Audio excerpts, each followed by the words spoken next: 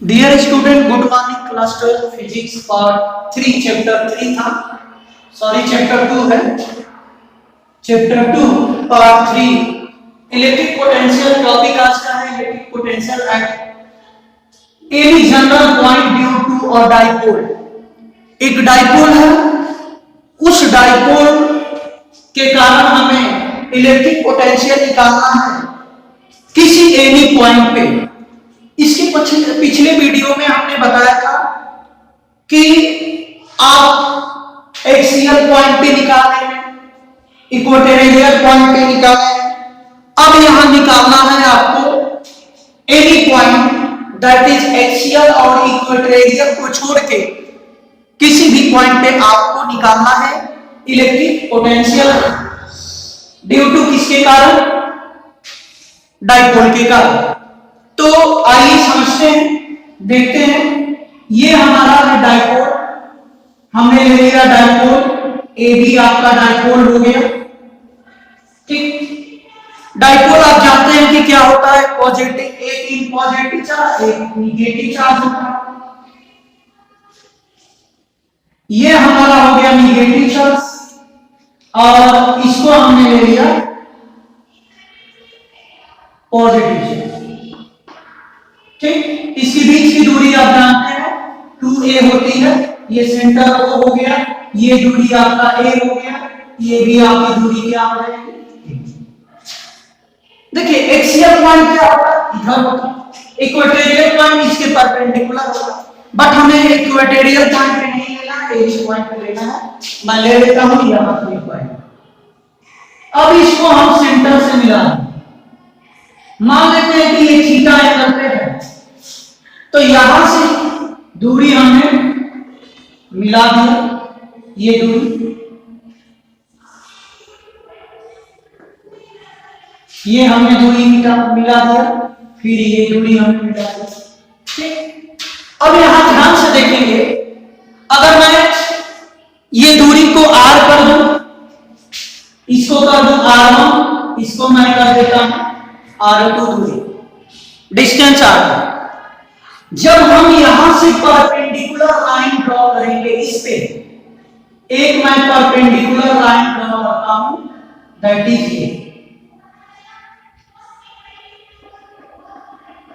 ये हमने perpendicular line draw कर दी। इसको डॉटेड लाइन से मैंने डिनोट कर दिया है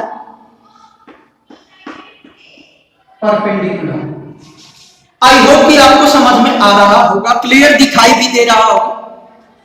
ठीक, तो ये एक पॉइंट हो गया, बी पॉइंट ओ हो गया, इसको हमने पी पॉइंट ले लिया जिसपे हमें इलेक्ट्रिक पोटेंशियल निकालना है, ये हमने डी पॉइंट ले लिया। अब एक बात बताइए, ये दूरी कितनी होगी? r1 में से r2 घटा दे, यही दूरी होगी। देखो यहां से यहां r1, यहां से यहां r2, जब परपेंडिकुलर ड्रॉ करेंगे तो ये दोनों साइड बराबर r1, तो ये वाला जब इसके बराबर हो गया तो ये दूरी बचा क्या? r1 minus r2। It is clear that, आपको समझ में आ रहा होगा। ठीक, तो लेट कर लेंगे क्या कि ए बी बराबर क्या हो गया, लेट सब लेटर्स कंसीडर कर लेंगे, सब मान लेंगे। लेट ए बी बराबर क्या हो गया, ए पी बराबर हमने लिया है क्या r1 और बी पी बराबर हमने क्या लिया है r2। तो देयरफॉर एडी बराबर क्या हो जाएगा, r1 माइनस r2। क्यों? क्योंकि BD perpendicular to the this. अब हमें पोटेंशियल निकालना है, तो देखो माइनस चार्ज के लिए पोटेंशियल, तो लिखेंगे इलेक्ट्रिक पोटेंशियल एट किस पे, पी पे, ड्यू टू माइनस चार्ज की क्या होगा, v1 equal to k minus charge upon क्या, बीच की दूरी। ध्यान से देखो, बीच की दूरी क्या है, दोनों के बीच की दूरी r1। फार्मूला यही होता है ना, v equal to k Q upon r, यही होता है, हमने निकाला। अब इलेक्ट्रिक पोटेंशियल निकालना है किस पे, एट p पे ड्यू टू प्लस चार्ज के कारण। प्लस चार्ज, ध्यान से देखें, यहां पोटेंशियल निकालेंगे तो क्या होगा, वही फार्मूला फिर यूज करेंगे। V2 इक्वल टू होगा K Q upon R2। It is clear that आपको समझ में आ रहा होगा। ओके, अब आप चलते हैं तो electric potential, total electric potential निकालना है। Total electric potential at P at point किस पे P ड्यू टू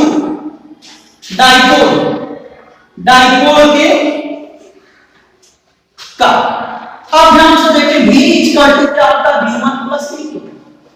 जोड़ देंगे तो V1 negative Q upon R1 plus KQ upon R2। अब दोनों को सॉल्व किया जाए, ठीक, तो दोनों को सॉल्व करेंगे तो क्या मिलेगा, KQ कॉमन हो जाएगा, बचेगा क्या, तो आई होप कि यहां दिखाई दे रहा होगा V equal to KQ common ले लिया तो आपका क्या बचेगा, -1/R1 प्लस 1/R2 ये बचेगा। अब इसके बाद क्या करेंगे, एलसीएम लेंगे। तो ध्यान से देखें कि Q यहां R2 माइनस होगा प्लस R1 बटा R2। थोड़ा सा सिंप्लीफाई कर देंगे, Q R2 माइनस R1 बटा R2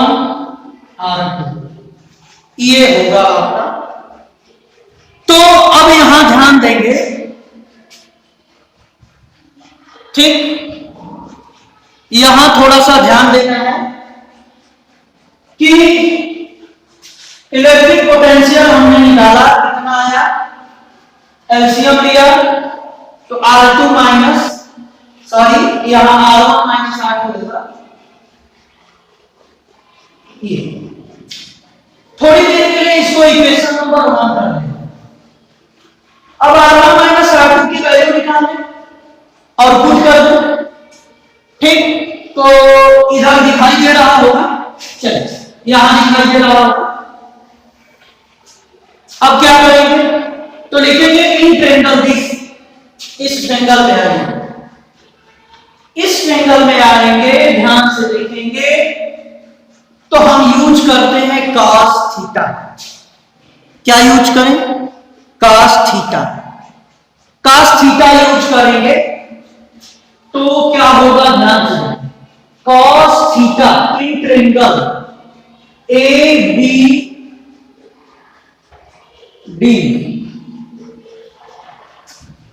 cos थीटा यूज करना चाहते हैं। तो देखेंगे तो क्या होगा, हमारा cos थीटा होता है बेस अपॉन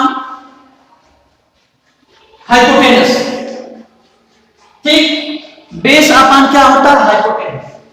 जब ये थीटा है तो ये भी आपका क्या होगा,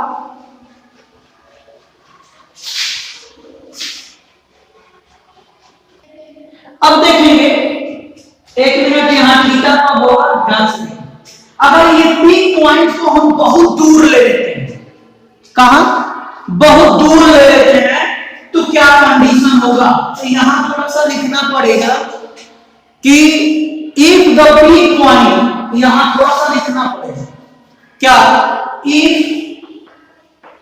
पीक पॉइंट को कहां ले, फॉर बहुत दूर, lies for always, lies for always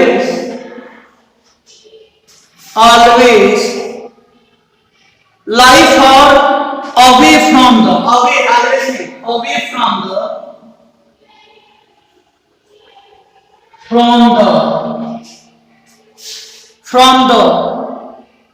dipole।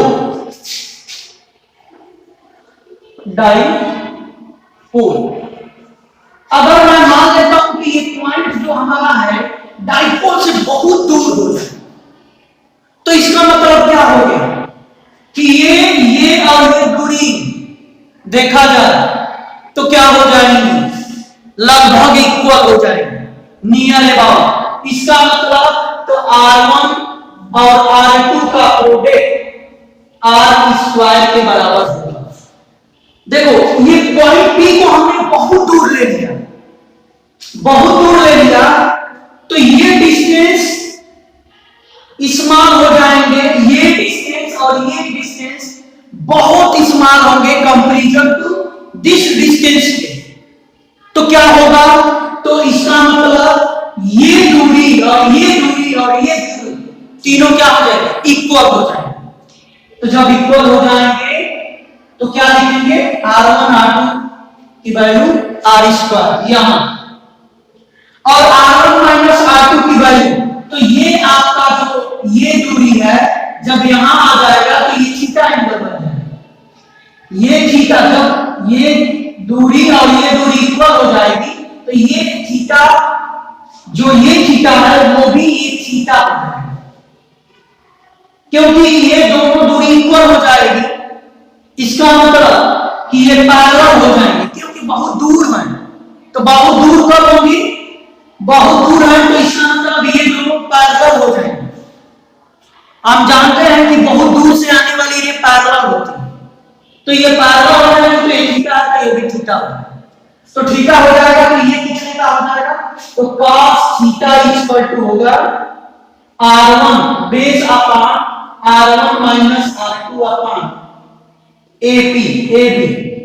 तो यहां से R1 माइनस R2 की वैल्यू निकालेंगे तो AB cos थीटा दिखाई दे रहा है, तो AB की वैल्यू रख दो, तो R1 माइनस R2 बराबर हो जाएगा 2A cos थीटा।